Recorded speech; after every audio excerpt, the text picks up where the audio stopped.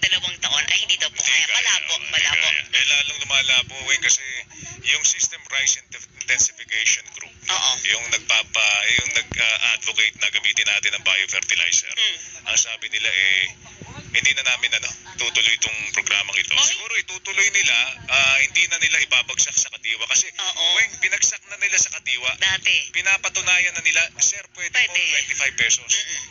Pinakita nila, binagsak nila sa kadiwa. Pero ang problema, Weng, ilang beses na raw silang lumiham kay Pangulong Bongbong Marcos, 3 o 4 na beses na.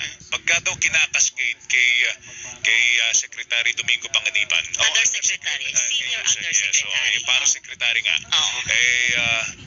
Wala daw nangyayari. Ha? So, ang exasperated na yung grupo, Ito ang tanong, nakakarating ba ng aktual kay Pangulong Bongbong Marcos? Kaya nga. O kahit man lang kay ES, Executive Secretary? actually, Lucas Weng, Bersamin. si Panganiban na mismo nagsabi, 6 months na kami hindi nagkikita ni Presidente. Yun 6 nga. months na hindi nagpupulong dito para pag-usapan yung problema natin sa pagkain. Yun ang problema.